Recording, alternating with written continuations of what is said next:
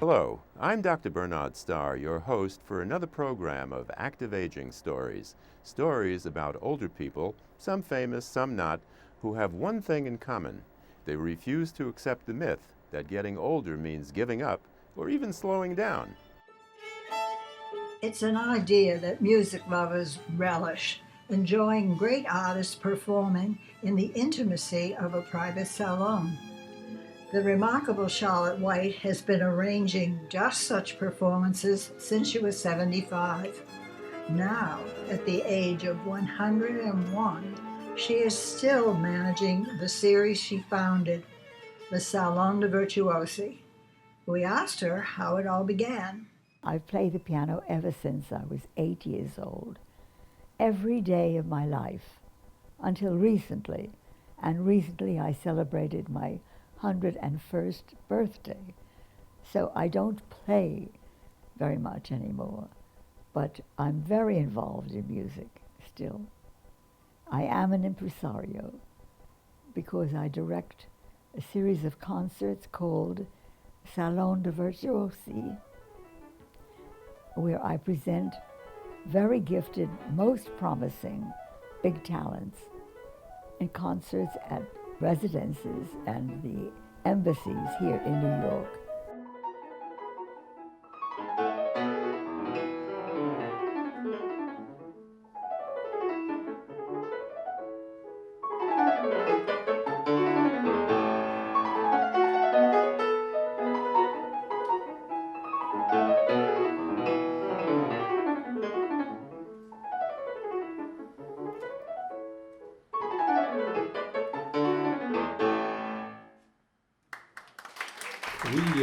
We met Charlotte when we were at a concert. It was a concert for Lucas Foss, and I think it was at the Lotus Club.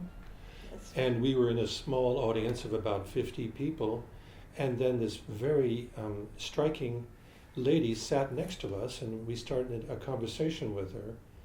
And it turned out that she was the head of a series of chamber concerts. And we said that was quite interesting because we had just had a chamber concert in our apartment a few months before. It was actually by the piano teacher of my son. And Charlotte immediately picked up and said, "Now, where exactly was that apartment?" And so we invited her to our place for our next concert. And that's when we started the idea of having an annual concert for the Salon De Virtuosi here in the Des Artistes.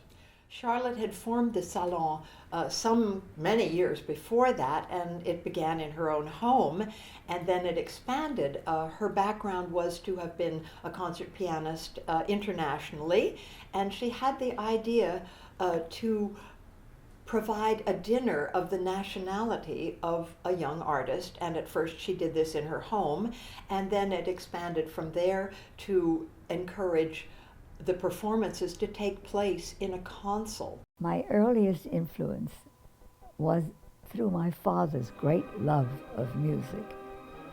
It transferred itself to me. He would take me to concerts at the age of 3, and symphonic orchestras and all, and I loved it. After the concert, he would buy a recording and he'd play it for us.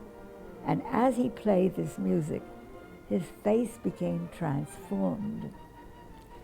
He became ecstatic. He loved the music so much that I felt it. It just transferred to me. And I felt this must be the most wonderful thing you could do with your life, be involved with music. And so that was the beginning. We always visited my grandparents on Friday night for dinner.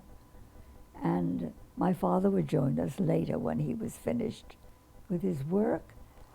And I happened to be there when my 2 aunts, my father's sisters, were taking a piano lesson. I sat in a dark corner and listened and watched and was fascinated. And After their lesson, I went to the piano and I tried to play. And I loved the whole idea and couldn't wait until my father came. When he did, I said, "Daddy, why don't we have a piano?" He said, "We'll go down to 57th Street, where there's Steinway Hall and Somers and Baldwin, and we'll find you a real piano." I studied with great artists. That was more important, because you could go to a great music school and not have a teacher who has a rapport with you. That is very important. I went to Carnegie Hall and heard Joseph Levine play. I couldn't afford the tickets, but I knew the ushers very well, and they'd always sort of sneak me in and find me a seat in the orchestra. And so I was absolutely thrilled with his performance. His touch was called Pearls and Velvet. It was very exquisite, and his technique was unbelievable. And I felt that I wanted to learn something of his style. So I went backstage after the concert, and he was surrounded by admirers, and he walked slowly away from the group of admirers and walked towards me.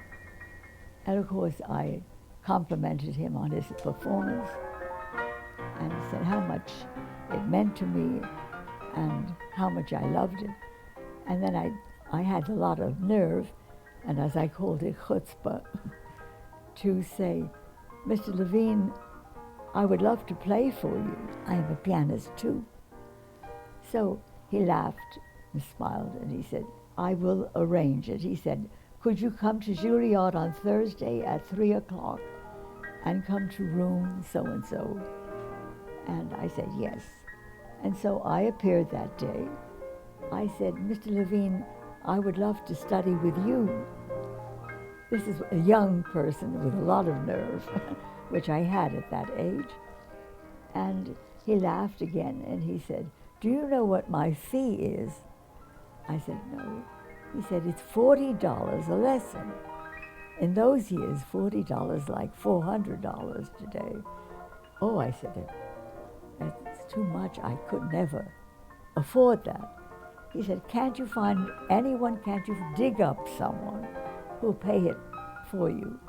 I said, "No, I don't know anyone who would dig up that money for me." But then I said, "But Mr. Levine, when you have a very talented student, don't you give a scholarship to those you think have promise?" I said, "I teach too." Nerve. I teach too, and I have students, and I charge $1 a lesson. And if I have a student who can't afford to pay the dollar, I teach them for nothing. And eventually, he called me and said, "Yes, we agreed. We give you a scholarship." So I had a scholarship. And then after that, I had many of my studies at Juilliard. My father died when I was very young, and he was too young to die. He was 43. He died of cancer. And all of us had to pitch in and try to earn some money. So in order to earn money, I somehow learned how to play some of the popular music, the show tunes. And I found out that I could play anything by ear besides the great classics. So I did both. I did concerts, serious concerts with the great classics, and I played in nightclubs, hotels, radio stations, everywhere I could, and anywhere I could earn something as a musician.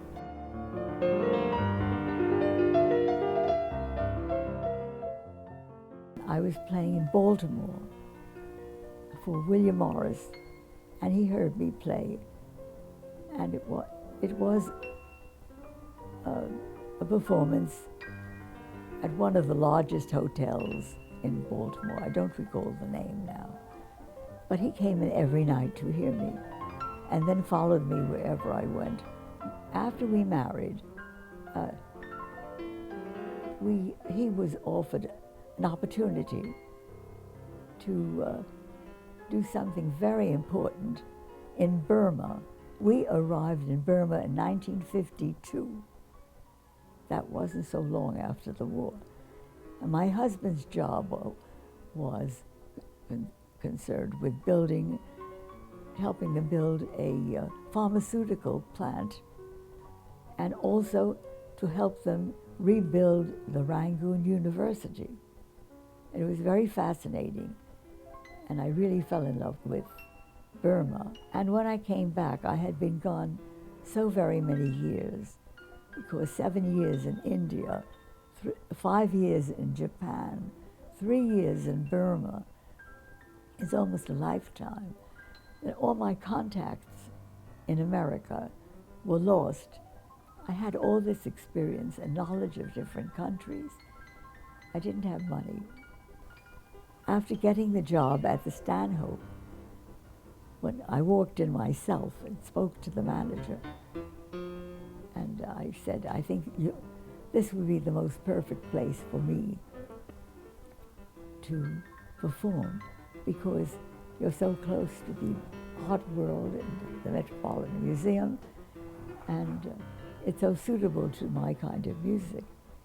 So he said, he was very charming, invited me to tea, and he said, let me listen to your tape first tonight, and I'll call you.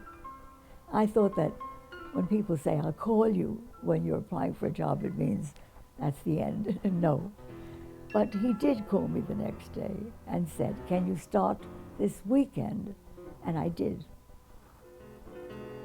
I started that weekend, and it was a wonderful experience and a good job because it paid well, and it really saved me at that time. I remember how difficult it was for a young pianist to be heard by the right people. When I say the right people, people who could help them in their careers. And I decided that I must do something that I'm in control of, and something that had meaning to me and to other people, that I can help some young people too. And I decided that I wanted to start the salon to help the young emerging talents to perform and be heard and help them in their careers. And that was the inspiration for starting the salon. Each concert usually includes 2 and sometimes 3 musicians. And that means that over the months of concerts, there may be 12 young musicians who could qualify for an award. And Charlotte, with her board, decides which of these excellent musicians deserves an honor and also a stipend.